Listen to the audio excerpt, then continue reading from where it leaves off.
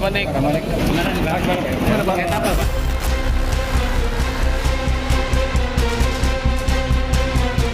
Penggeledahan yang dilakukan di Jakarta ternyata seperti yang kita lihat ini. Nah, penyidik juga merasa bahwa terkejut ya, karena menemukan banyak sekali uang ya, ada sekitar 920 miliar lebih seperti tadi yang sudah diterangkan ya nih, dan ada juga logam mulia, kalau di total sekitar 51 kilogram.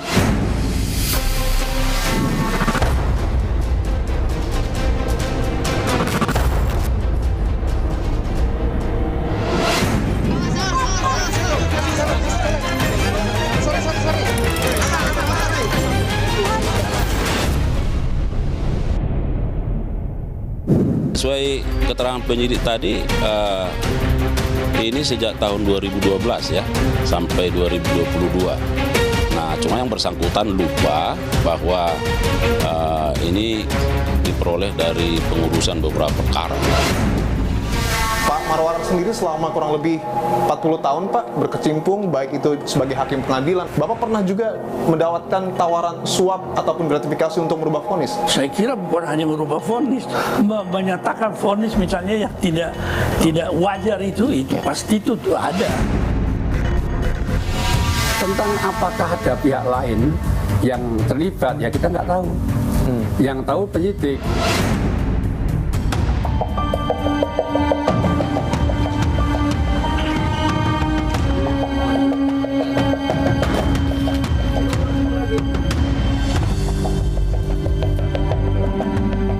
Barang bukti uang tunai senilai hampir 1 triliun rupiah dan lebih dari 50 kg emas dalam dugaan makelar kasus mantan pejabat Mahkamah Agung Zarof Rikar membuat kita terbelalak. Kami mengupasnya dalam catatan jurnalis.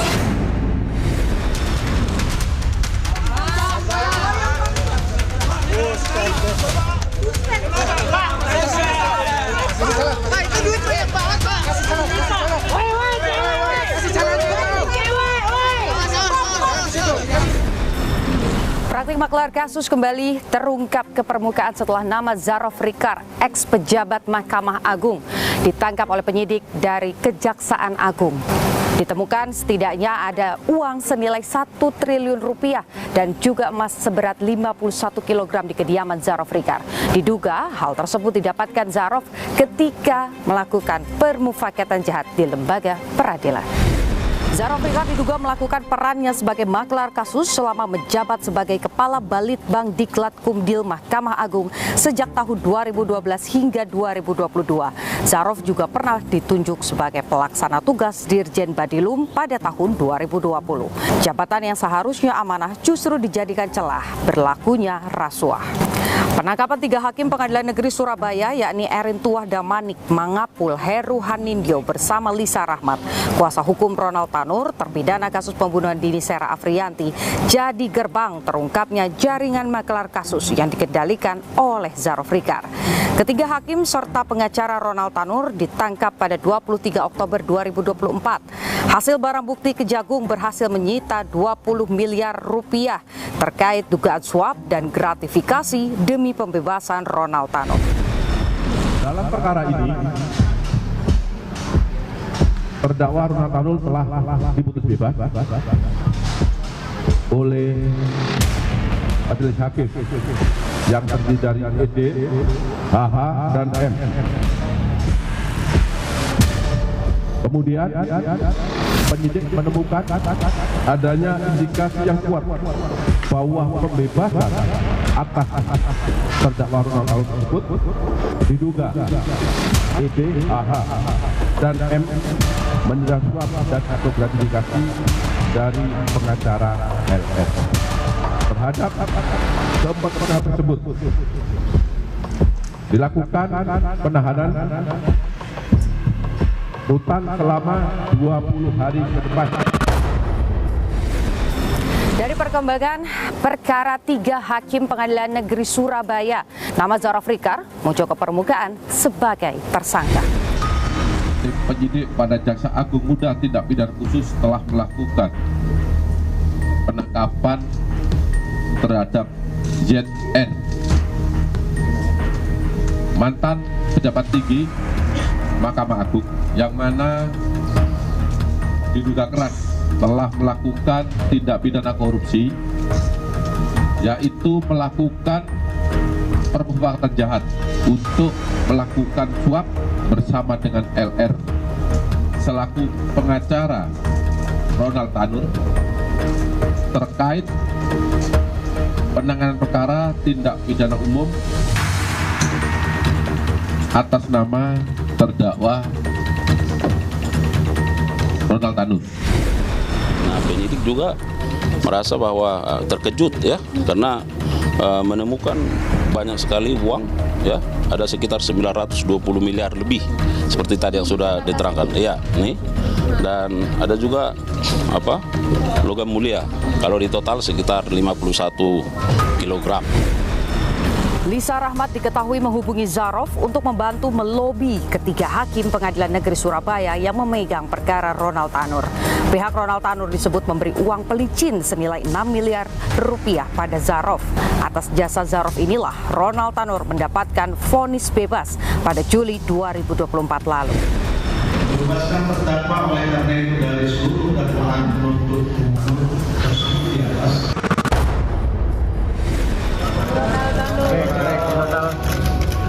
Gimana bang?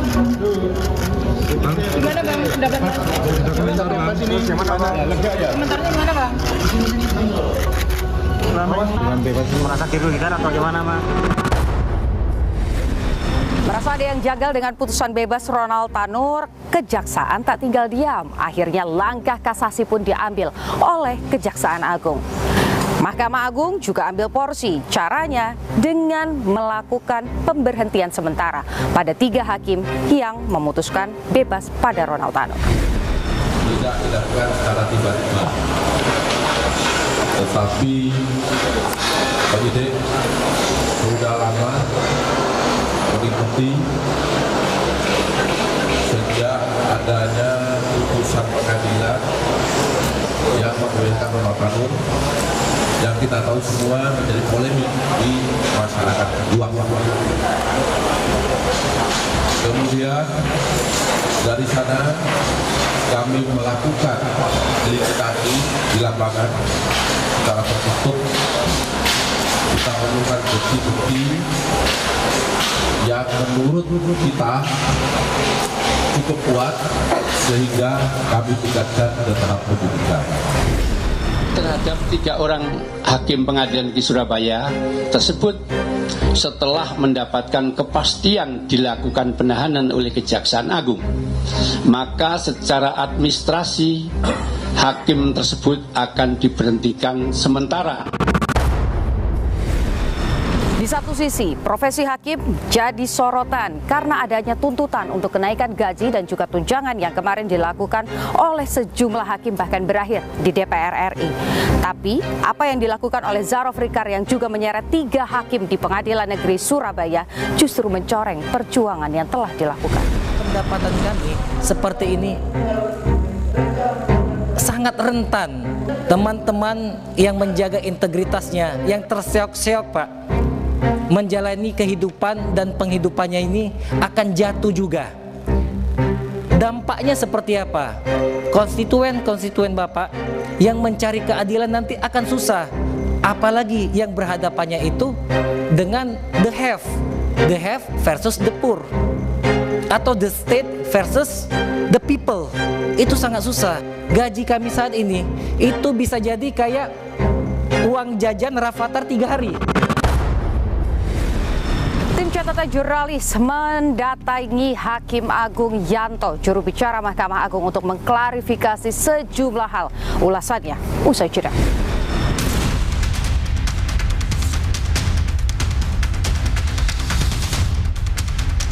Yang menggegerkan publik kan juga soal barang bukti yang disita, Pak. Ada uang senilai hampir 1 triliun dan juga emas seberat 51 kg. Untuk pejabat tinggi ataupun pejabat Mahkamah Agung, jumlah ini mengagetkan tidak, Pak?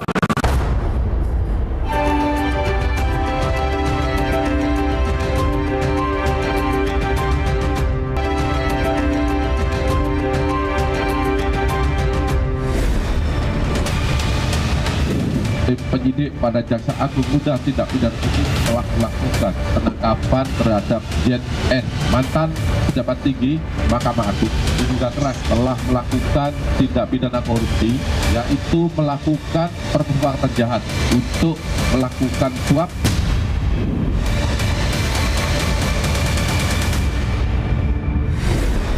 Atas tindakan rasuah yang terjadi, Hakim Agung Yanto, juru bicara Mahkamah Agung, akhirnya buka suara.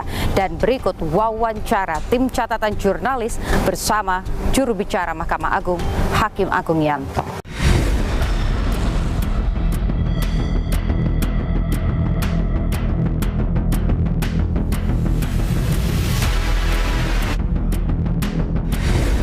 Dari MA sendiri melihatnya apakah ada peluang ataupun potensi mungkin hakim-hakim lain yang kemudian juga terlibat Pak dalam maklar kasus ini? Tentang apakah ada pihak lain yang terlibat, ya kita nggak tahu. Yang tahu penyidik. Dilihat tadi, nanti dilihat saja nanti perkembangan penyidik bagaimana. Ya, karena yang melakukan penyidikan kan kejaksaan. Kalau di lembaga Mahkamah Agung itu hanya melakukan klarifikasi pemeriksaan yang sifatnya etiknya.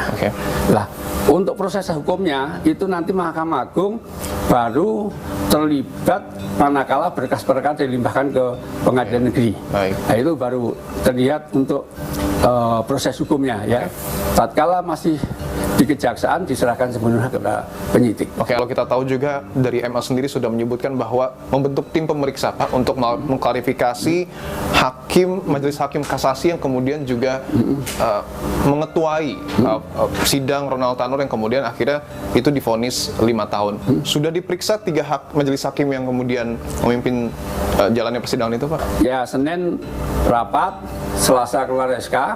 Nah, saya belum tanya ya, karena kan baru Selasa kirim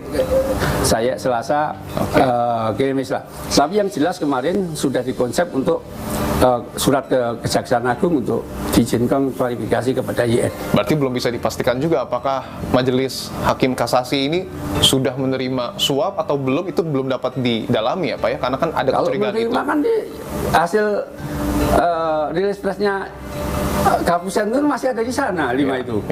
Nah, kalau dia bilang masih dia ada di sana kan menerima dari mana? Ya, hasil rilis pres dia. Ya, hasil rilis dari Kejaksaan Agung mengatakan bahwa masih tersimpan di YR. Nah, kalau masih disimpan kan ya belum dikasih. Logikanya begitu. Meskipun ada ya perdebatan dan lain sebagainya, Pak, saya mau konfirmasi. Yang beredar ini memang inisial SAS. Betul kan nama Susilo, Ainal dan Sutarjo? Ya, itu bisa dilihat di website. Itu sekarang dilihat udah kelihatan. Karena petikannya udah keluar. Petikan keluar otomatis identitas sudah keluar semua. Ya, tinggal diklik di website Mahkamah Agung udah keluar semua. Terkait dengan Badan Pengawasan MA Pak, sebelum kasus Zarof ini kemudian muncul ke permukaan, tentu kan Badan Pengawas MA juga sudah bergerak untuk memantau internal MA. Sebelumnya ini sudah adakah kasus indisipliner khususnya terkait dengan kasus rasuah ataupun suap dan gratifikasi? Yang bersangkutan JR itu kan ASN, meniti karir dari bawah. Tentunya kalau dia ada catatan, tentunya tidak akan sampai puncak, ya. Jadi dia itu dari eselon terbawah, ya, sampai eselon 3, eselon 2, sampai eselon 1. Kalau seandainya dia ada catatan di bawah, nggak akan dia menjadi eselon 2 dan eselon 1. Seperti itu. Tentunya seperti itu. Jadi ASN yang sampai ke puncak pasti tidak ada catatan. Ya. Kalau ada catatan, apalagi berat ya. Berat itu nggak ada karena setiap kita misalnya ada penerimaan ini, itu kan harus pakai tes segala macam. Itu syaratnya tidak ada catatan dari bawah seperti itu. Tapi kan yang menarik kalau tidak salah Pak, tahun 2017 Pak Zarof Rikar ini kan dilantik sebagai Kepala Balitbang Diklat Kumdil MA. Dan tentu kan di sisi lain tetap ada Badan Pengawas MA. Ini tidak terdeteksi berarti atau bagaimana? Karena kan praktiknya diduga ini dimulai dari 2012 hingga 2022. MA sama sekali tidak menyangka soal itu, karena terkait dengan perkara yang sedang ditangani oleh Hakim Agung, MA mempercayakan sepenuhnya kepada majelis hakim tersebut. tidak bisa intervensi, Mas. Tidak diintervensi. Jadi lembaga tidak bisa intervensi, makanya kan independen hakim itu kan. Yang menggegerkan publik kan juga soal barang bukti yang disita, Pak. Ada uang senilai hampir 1 triliun dan juga emas seberat 51 kg. Untuk pejabat tinggi ataupun pejabat Mahkamah Agung, jumlah ini mengagetkan tidak, Pak? Ya, tentunya mengagetkan. Karena artinya tidak, untuk pejabat Mahkamah Agung tidak mungkin sebenarnya punya uang sebesar itu. Iya, jelas tidak punya dan jelas mengagetkan gitu. Tapi semuanya kan kalau nanti tadi ada yang tanya tahu dari mana, ya kan ada pengembangan penyidik. Sekarang kan lagi proses penyelidikan penyidikan. Kita hormati ya. Mahkamah Agung sepenuhnya menghormati ya proses hukum yang dilakukan oleh Kejaksaan Agung ya. Soal rekomendasi ataupun usulan dari ex penyidik KPK yang meminta untuk Zarofrikar ini dijadikan whistleblower aja. Artinya kemungkinan besar mungkin tidak dipidanakan, tetapi dia ditugaskan untuk kemudian membeberkan semua, Pak. Bagaimana tanggapannya, Pak? Ya, karena ini prosesnya masih di penyidikan, ya usulkan aja ke mereka. Karena yang melakukan penyidikan kan di sana. Ya. Kita itu nanti baru terlibat proses hukum tatkala berkas perkara dilimpahkan ke pengadilan. Kita ada namanya proses mengadili. Ya, mengadili itu menerima, memeriksa dan memutus. Ya, itu baru terlihat. Terakhir, Pak. Pak Sunarto ini kan baru dilantik ya, Pak ya? 22 Oktober, tetapi cobaannya lumayan berat nih. Karena kita tahu bahwa kasusnya ini betul-betul menjadi sorotan publik. Sebenarnya komitmen dari Pak Sunarto sendiri untuk benar-benar memberantas maklar kasus di tubuh MA ini bagaimana, Pak? Sebetulnya kalau Mahkamah Agung ya, mulai dari pimpinan terdahulu itu selalu mengembangkan pengawasan IT ya untuk menjauhkan dari hal-hal yang negatif. Nah, makanya kalau pengawasan kita ini saya sampaikan berkali-kali ya, bahwa pengawasan yang dilakukan oleh Mahkamah Agung itu sudah begitu rapatnya. Tidak ada lembaga lain yang serapat Mahkamah Agung. Pertama, KY.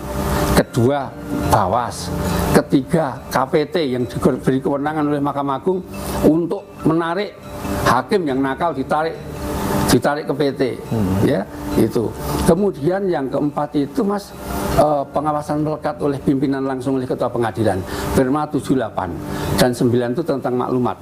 Di situ ditegaskan bahwa pimpinan pengadilan dalam hal anggotanya melakukan pelanggaran baik etik maupun hukum dan ternyata terbukti tidak melakukan pembinaan dan pengawasan akan disanksi. Disanksi, dicopot jabatannya, dinonpalukan, ya itu. Dan yang kelima itu SIWAS, pengawasan masyarakat. Jadi masyarakat itu kalau ada hakim yang nggak benar langsung lapor lewat SIWAS, ya itu 5. Jadi kalau dibilangin Mahkamah Agung kok nggak peka, nggak ini, 5 loh, ya 5 pengawasan. Coba dicari lembaga lain aja yang serapat itu. Nah kalau hal terjadi ya namanya oknum kan gimana ya, ya seperti itu, Pak. Jadi kalau komitmennya yaitu semakin ini ditambah ini, terakhir itu ditambah namanya ya bagi perkara udah pakai mesin. Ya, diawali dulu dengan PTSP. Dulu kalau mendaftar perkara kan di ruang-ruang panitera. Kan menghindari bisik-bisik kong kali kong, maka dibentuklah PTSP di depan itu, Mas. Ada CCTV, ada saksinya orang. Jadi kalau mau bisik-bisik mau anu kan kerekam itu. Terakhir ada pembagian perkara di Mahkamah Agung udah pakai mesin. Termasuk jika nantinya Kejaksaan Agung membutuhkan keterangan langsung dari MA bersedia untuk memberikan keterangan seterang-terangnya, berarti? Oh ya, tentu. Asal ini ya, kita tidak ini kok. Misalnya mau minta keterangan tentang apakah pernah ada pelanggaran, ya itu boleh klarifikasi ke Bawas, nanti kan ada catatan di sana. Apakah yang bersangkutan ada catatan? Tapi yang jelas karena yang bersangkutan sampai puncak, Bawas nanti nggak ada catatan. Kalau ada pasti tidak bisa. Baik, terima kasih Pak Yanto.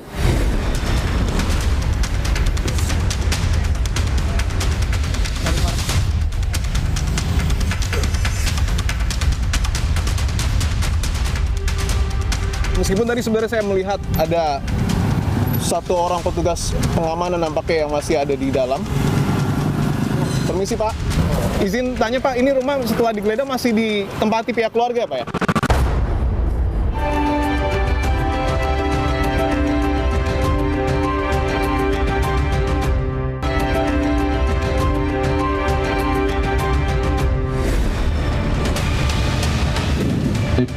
pada Jaksa Agung Muda Tindak Pidana Umum telah melakukan penangkapan terhadap JN, mantan pejabat tinggi Mahkamah Agung, diduga keras telah melakukan tindak pidana korupsi, yaitu melakukan perbuatan jahat untuk melakukan suap.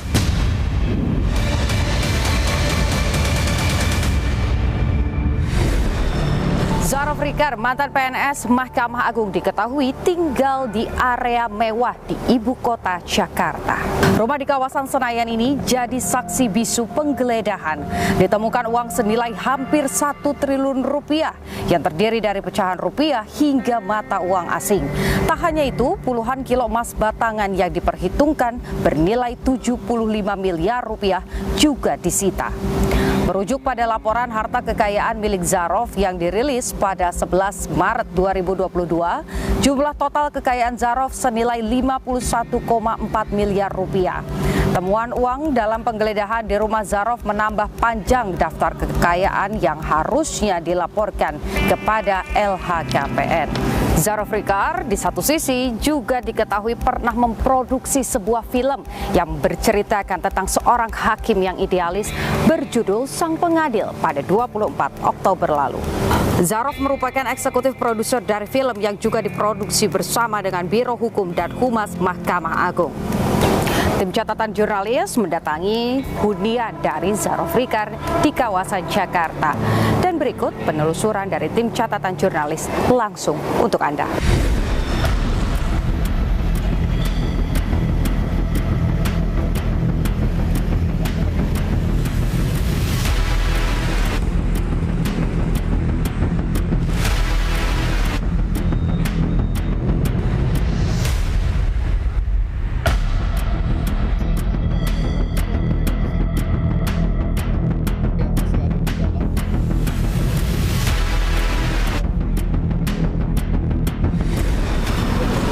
Permisi, Mas.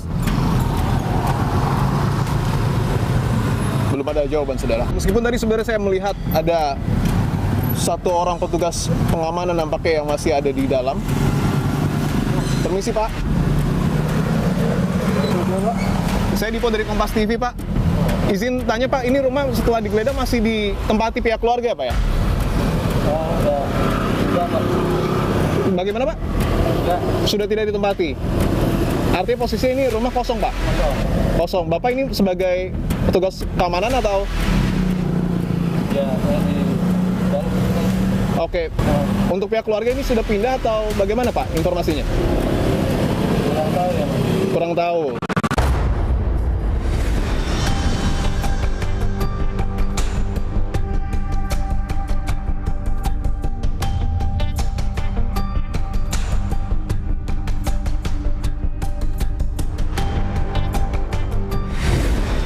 Gelar kasus yang menyeret ex-pejabat Mahkamah Agung Zarof Rikar menambah daftar panjang para hakim yang terseret kasus rasuah.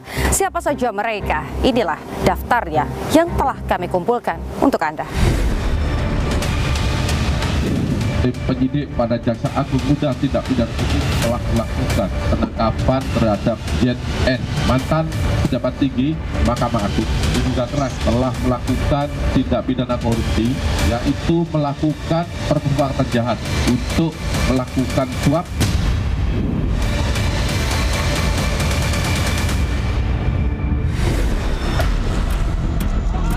Tersangka praktik maklar kasus Zarof Rikar goreskan noda hitam di tubuh Mahkamah Agung tepat usai Sunarto, Ketua Pengadilan Negara tertinggi, dilantik 22 Oktober lalu. Kasus korupsi di lembaga pengadilan bak penyakit kronis yang menggerogoti.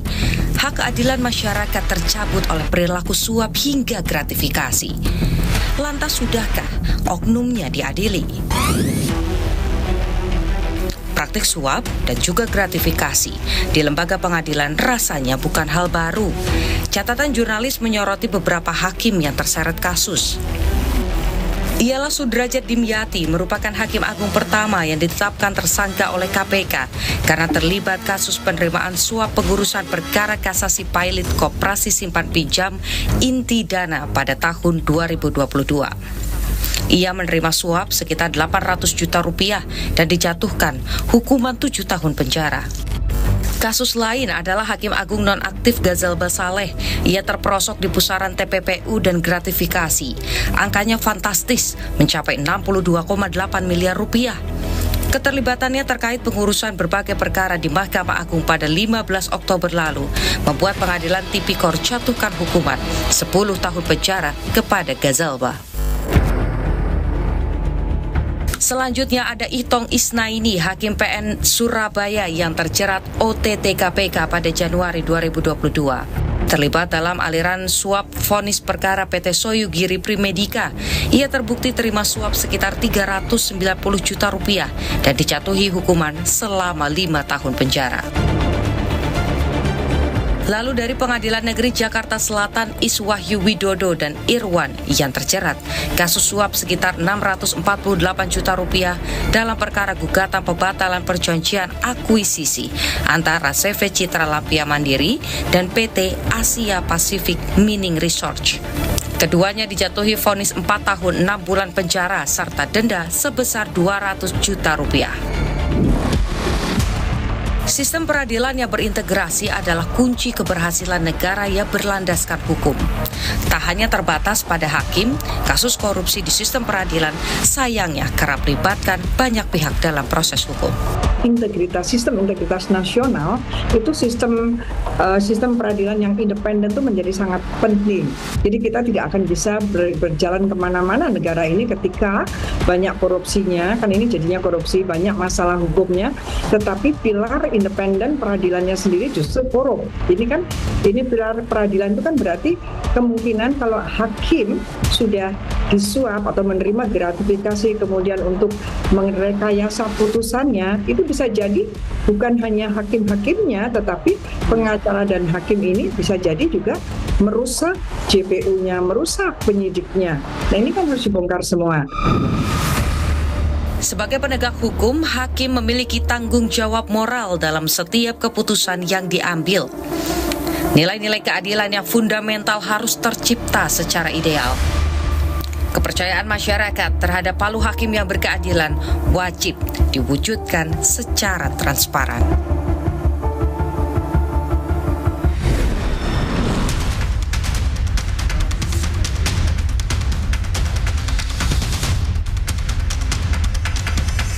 Bapak pernah juga mendapatkan tawaran suap ataupun gratifikasi untuk merubah vonis? Saya kira bukan hanya merubah vonis, menyatakan vonis misalnya yang tidak wajar itu pasti itu ada.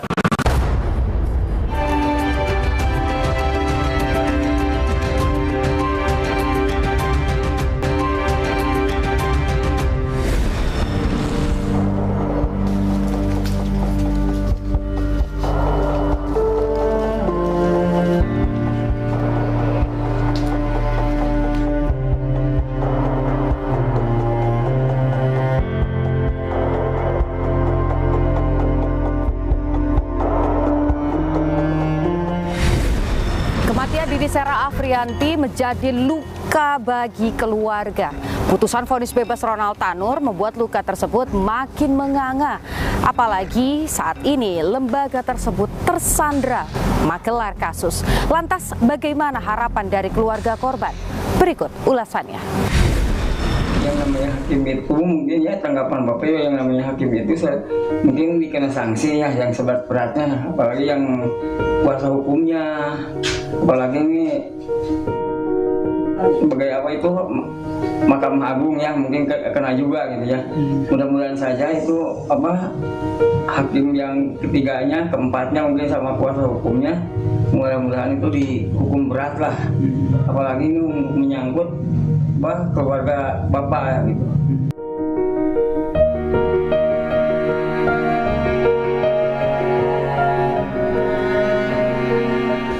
Ada yang datang ke Bapak ya dari temennya, mungkin dari kenalannya Pak Edward Tanur, mungkin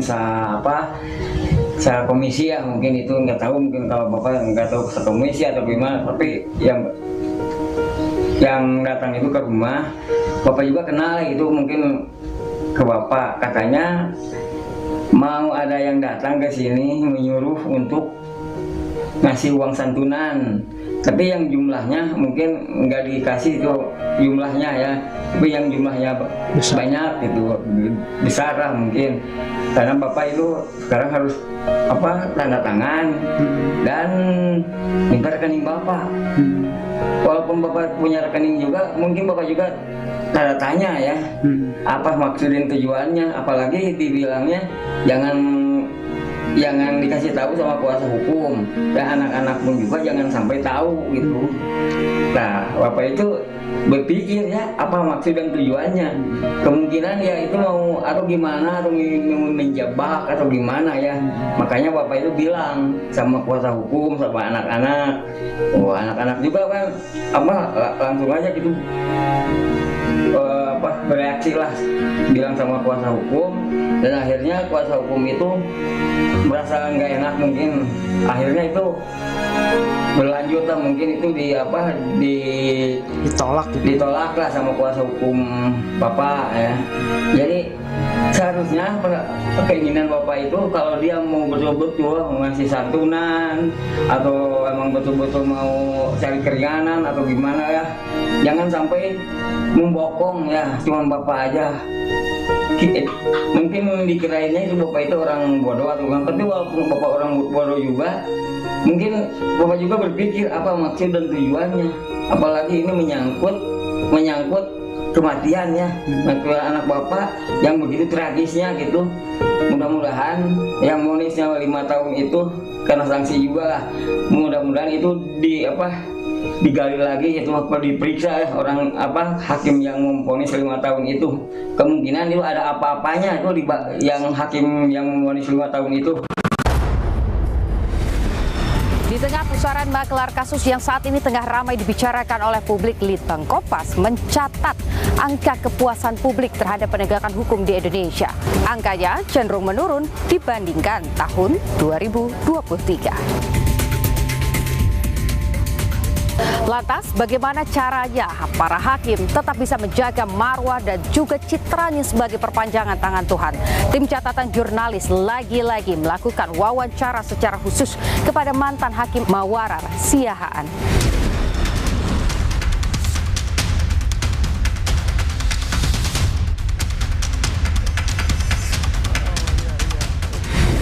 Ya harusnya hakim itu tidak semudah itu. Hanya saja perkembangan yang terjadi di tanah air kita, apa yang disebutkan demonstration effect, semua orang mau mencoba meniru tingkat hidup yang sangat mapan dari mereka-mereka yang berada di tingkat atas, sehingga penyakit itu juga menular pada hakim sebagai manusia tentunya.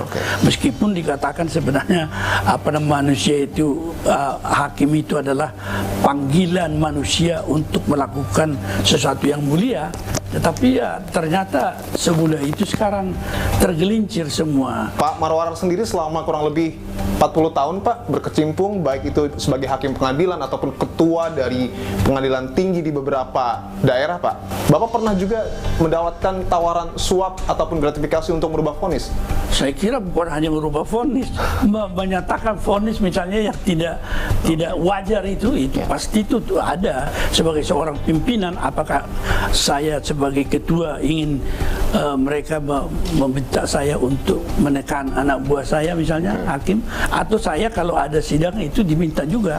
Saya kira itu pasti ada lah, bahwa tergantung pada orangnya. Kalau dikatakan sebenarnya bahwa hakim itu harusnya memiliki suatu sikap yang kokoh terhadap keinginan untuk menegakkan keadilan, itu tidak omong kosong sebenarnya. Tapi ketika itu luntur dengan seketika, Anda perhatikan apa yang terjadi. Kerusakan itu akan sampai ke seluruh lini. Tetapi kalau soal godaan, pastilah, karena itu adalah suatu interaksi. Misalnya yang dihadapi adalah 3 orang hakim saja, yang mungkin satu orang saja, yaitu ketua pengadilan, yang bisa melanggar apa yang disebutkan memelihara prinsip independensi.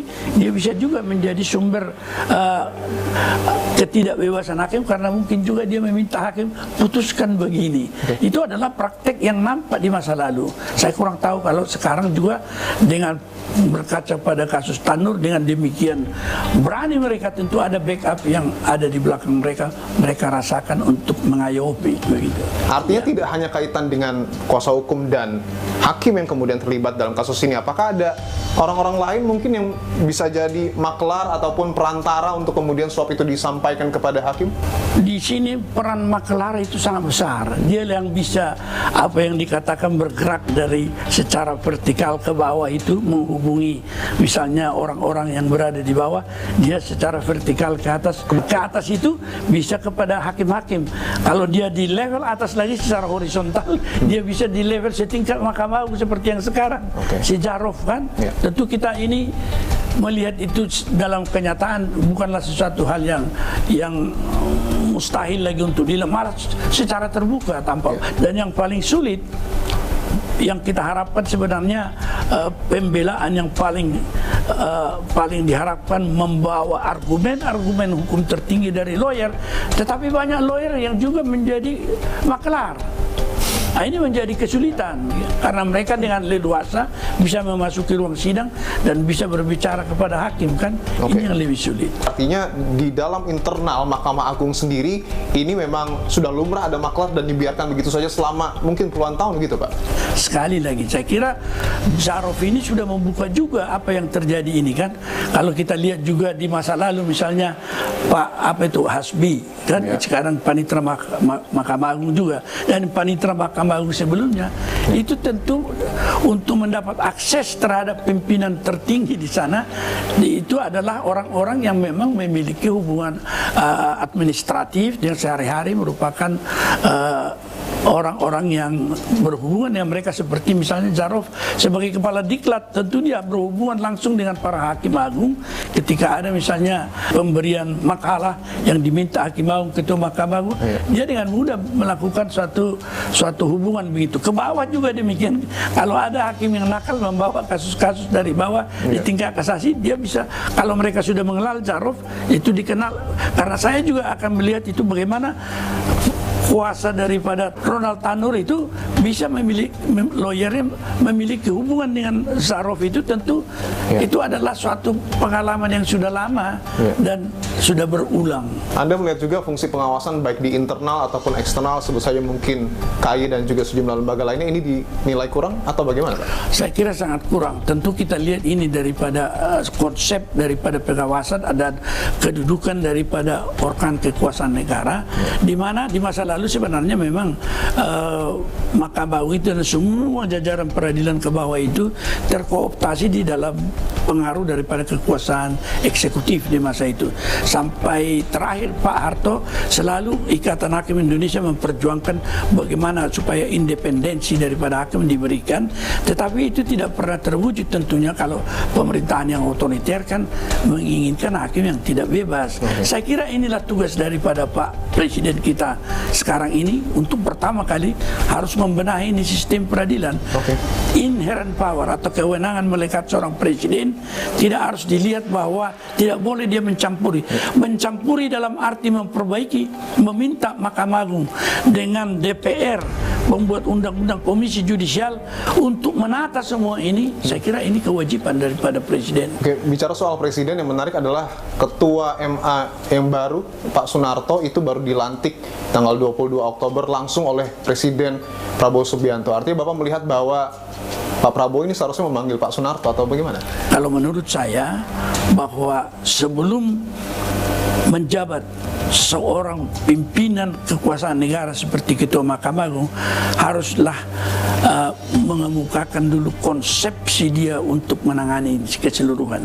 Jadi di dalam hal yang saya sebutkan tadi, tidak boleh kita memandang bahwa kekuasaan itu berdiri sendiri masing-masing, dan paradigma itu yang menyebabkan sekarang Mahkamah Agung juga menjadi demikian.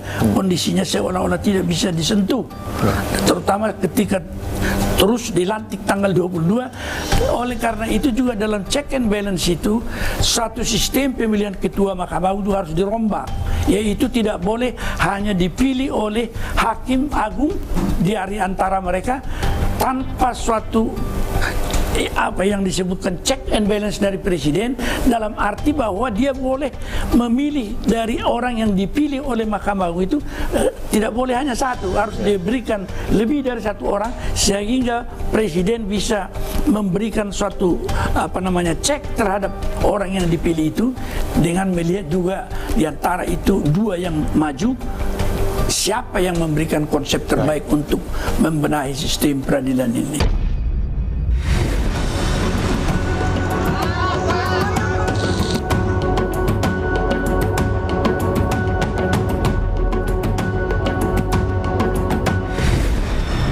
Sumpah Hakim sungguh sebuah janji profesi yang tidak main-main. Menyandang gelar sebagai wakil Tuhan, hakim dituntut memberikan keadilan kepada setiap orang tanpa imbalan. Tindakan suap, gratifikasi, bahkan korupsi tentu saja tidak bisa dibenarkan. Sila Pancasila yang pertama adalah ketuhanan yang Maha Esa, bukan keuangan yang Maha Kuasa. Saya Niputu Trisnanda, sampai jumpa.